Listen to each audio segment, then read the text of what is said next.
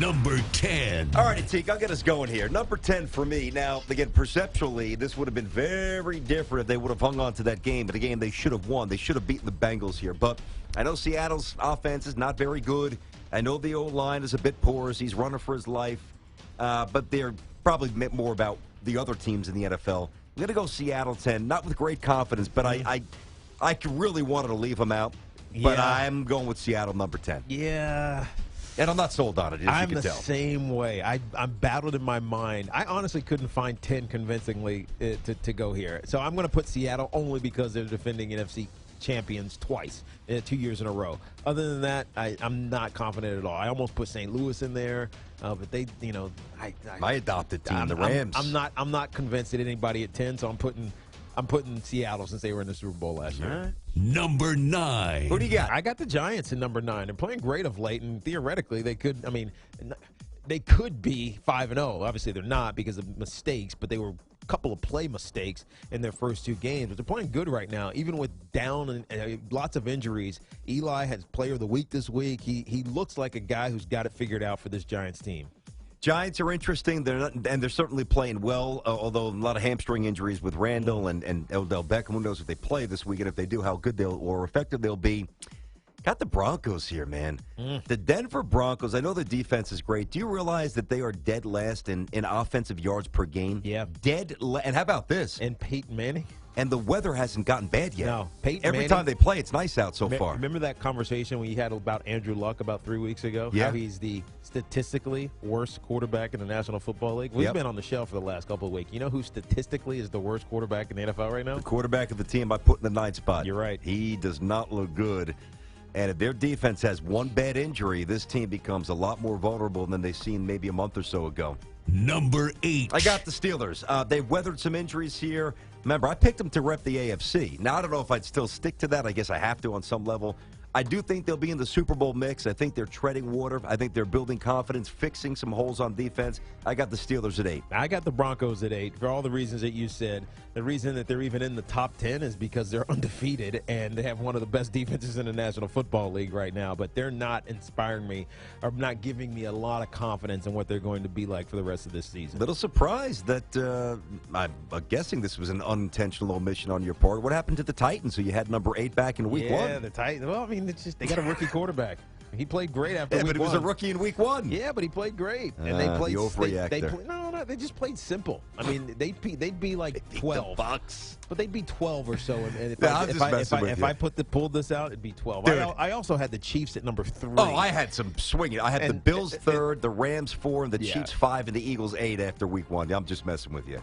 Number 7. All right, let's go. I have the Panthers here at number 7. They're undefeated, but they're down this list because they haven't been convincing in really any of their wins so far. Cam Newton's playing great football. He's a superstar, but they've had a bunch of injuries. There's no one there other than Greg Olsen that really scares you. Am I going to rely on some of these younger wide receivers to figure it out quickly? No. So right now the Panthers are 7 for me. Okay, I got my Jets here.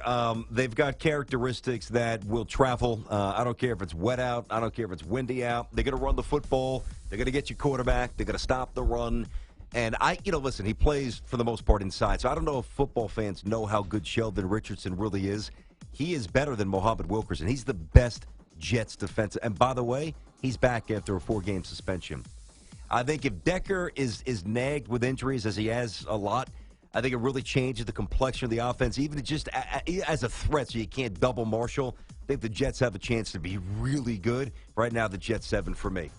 Number 6. I got the Panthers here. Now, you mentioned a lot of the things you said I certainly sign off on. You didn't mention that Luke Kuechly missed a lot of games, and they still won. Yeah. By the way, Mike, we had we had Greg Olsen in studio on Tops on Sunday. Great guy. Got his number. Did we ever? All right, we'll make that happen because he said he wants to come on. He said to say hi to you as well. He'll come back on the show from Wayne, New Jersey. He is a Jersey guy. But the Panthers, number 6 for me. Without offense, they're still good. I got the Jets, so we flipped 6 and 7 here. I have the Jets at number 6, and the reason I do is that they easily could be undefeated as well. They lost one game this season, remember. It was to the Philadelphia Eagles.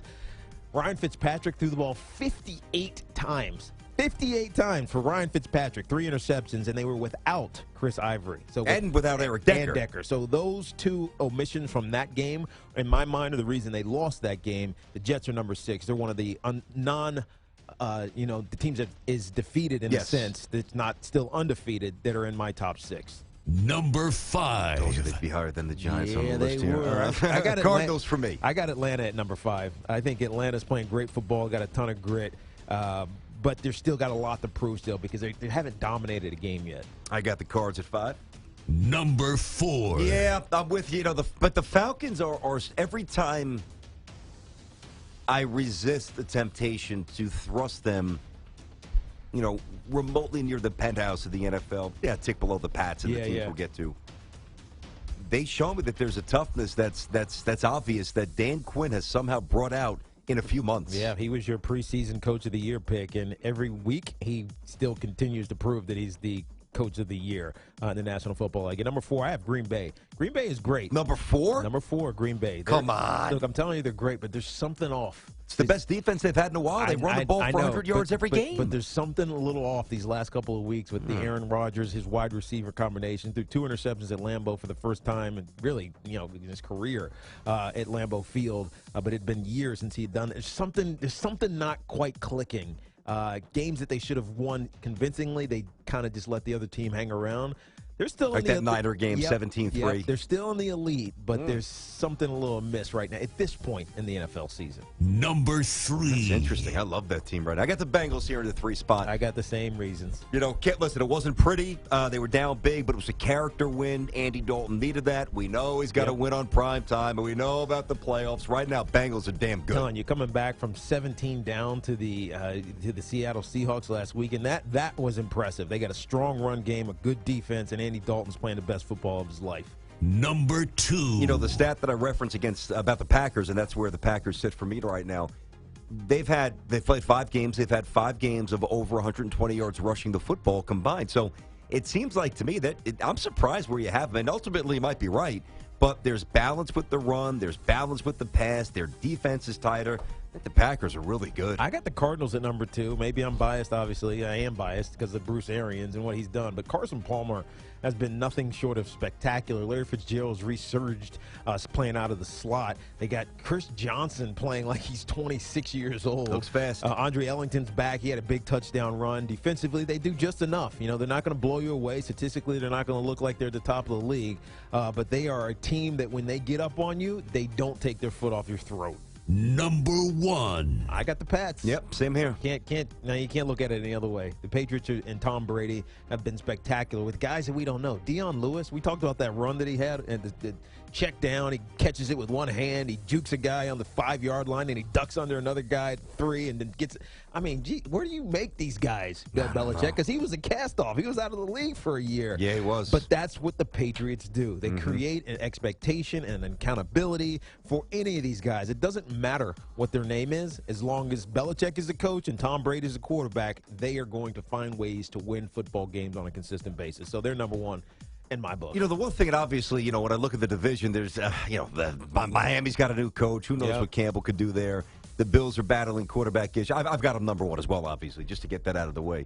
I think watching the game against Dallas, while we both agree they're number 1 right now, there's some pass protection issues, which I think the Jets are going to exploit. Yeah. Well, you have to come after Tom. You got to trust. You make him uncomfortable. You got to trust that you can back it up on the backside. Yeah. But the Jets can because they have the secondary to do that. Screen's been playing great. Obviously, Revis is a baller. Cromartie is what he is. A little bit compromised at this point in his career. But still, you put him on Gronk. You know what I mean? He's a number 2 cornerback. Put him on Gronk. Yeah. Let him. He's a bigger guy. He can check Gronk at the line of scrimmage. At least jack him at the line of scrimmage so he doesn't get clean releases, and then make it difficult for Tom Brady to find the open guy. The Jets have a good chance against the Patriots, just like we saw with the formula with Greg Hardy, and as much as we hate him and et cetera. But whatever. The Dallas Cowboys front 7 got after New England. Now, they still dominated in a way, but that was mostly because the Cowboys' offense stunk. So, this is going to be a good game when they play each other. It really is.